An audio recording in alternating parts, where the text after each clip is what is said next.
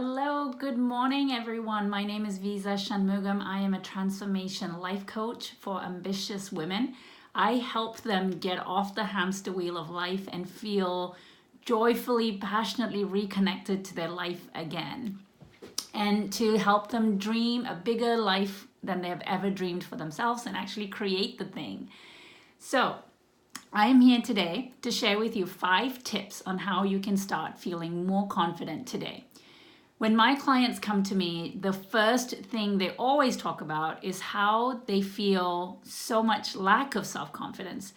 And they watch these other women around them and they wish with all their hearts that they could feel the confidence, right? Instead of just faking the confidence, because a lot of us do that. We tend to fake it, right? Even though on the inside, we might be quaking in our boots. And for a lot of us, the wish is that I wish outside and my inside matched up, right? So today I wanted to share with you 5 quick tips. So one of the biggest mistakes that we make as women and men is we wait for something to happen for us in order to feel confident. So that might be, becoming our ideal body weight, or it might be getting that job promotion, or it might be, having that job title, right? All of those things, we feel like when I get that, then I will have a reason to feel confident. And that's the biggest lie that we tell ourselves, because it's this thing constantly that you're chasing. Because once you get that job and 3 to 6 months in, that same doubt will start to creep up again. So I'm here to tell you, stop lying to yourself about waiting for this perfect thing to happen or your life to become perfect to start feeling confident. Because I tell you, once you might lose those 10, 15, 20 pounds, and there will still be times, or a lot of times, where you won't feel confident. So stop fooling yourself into thinking that, you are going to, once you get your life into perfect, then you'll start to feel confident. That's a big lie. All right, so recognize that you're doing that. Number 2, it's start loving yourself as you are today. That might seem like a very hippie-ish thing to say, but a lot of us are rejecting ourselves on a daily basis. When we look at ourselves in the mirror, we don't like what we see. The work that we do, we might not be very proud of it. And we reject ourselves in a million ways every day. And when you are doing that, how can you expect to feel confident, right? Like if you are always telling a child that their work isn't good enough, that they don't look good enough, they don't sound good enough, that what they're doing sucks, that child is not going to feel confident. It's going to be destroyed. The self-confidence is going to be destroyed. And we could never picture anyone being so mean to a child, right? And yet that's what we do to ourselves on a daily basis. That quiet voice that you don't even hear most of the time, it's constantly chiding away at you. It's constantly belittling you.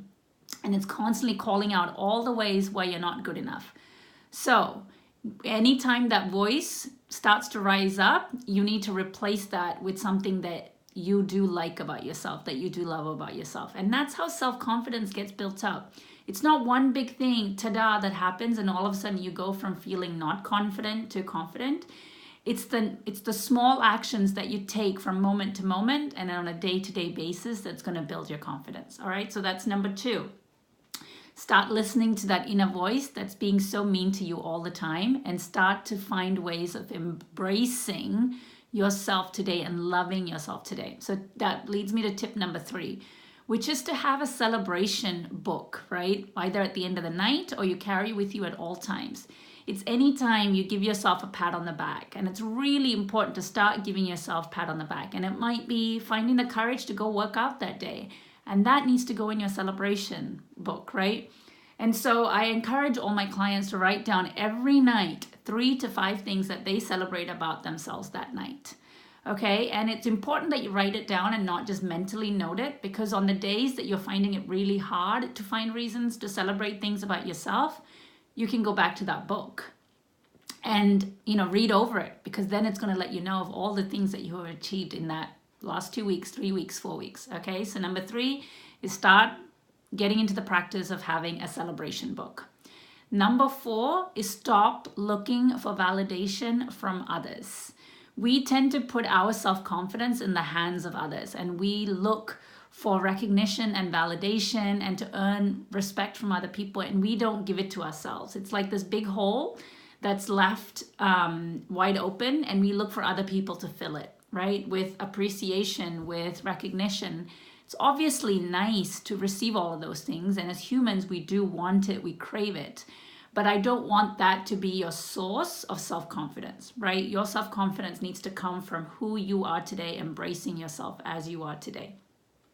All right, and finally, my last tip is to embrace and know your own worth, okay? We do an amazing job of putting ourselves down all the time. And that's what eats away at your confidence. We find all the little ways of telling ourselves off. And we think that's a way to improve ourselves and to make ourselves better, but it is the complete opposite of what it's intended to do. It actually destroys your self-confidence. So, what are things that you can celebrate about you, who you are today, as you are today, instead of waiting for this perfect version of yourself? So let me know whether this video helped you or not, and I would love for you to implement the celebration notebook at the end of the evening to just celebrate who you are today. And I would love to hear from you to see whether this video has been useful. I want to know. All right, take care. Have a great day. Bye-bye.